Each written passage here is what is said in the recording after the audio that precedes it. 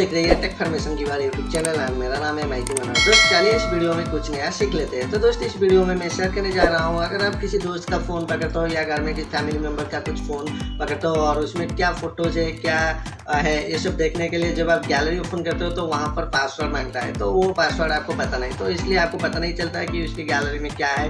अगर आप बहुत इंटरेस्टेड हो उसको देखने के लिए तो कैसे इस फाइल को आप देखें एक छोटी सी टिक की वजह से।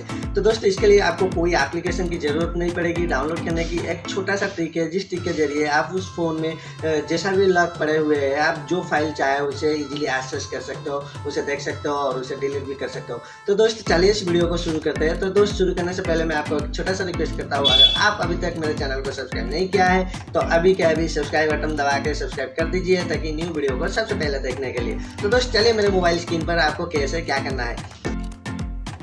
दोस्त आप अभी मेरे मोबाइल स्क्रीन में देख सकते हो, मैं मेरे फ़ोन में अभी फाइल पे जाता हूँ और जैसे मैं फाइल यहाँ पर ओपन करता हूँ, यहाँ पर आप देख सकते हो यहाँ पर पासवर्ड लगा हुआ है। वो पासवर्ड मेरे को पता नहीं है, तो उसे फिर भी आप इस फाइल में उस फोल्डर में क्या क्या है आप उसे कैसे देखें। तो दोस्त इसके लिए एक सिंपल सा ट्रिक अप्लाई करना है। आपको कुछ भी नहीं डाउनलोड करना है, कुछ भी एप्लीकेशन को डाउनलोड नहीं करना है या उस लॉक को भी तोड़ने की ज़रूरत नहीं।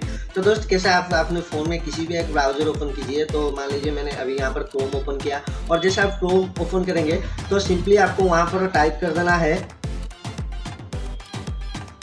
फाइल ट्रिपल कॉलन एंड यहाँ पर टाइप कर देना है HD बार एंड एक स्लैश दे देना है और बूम।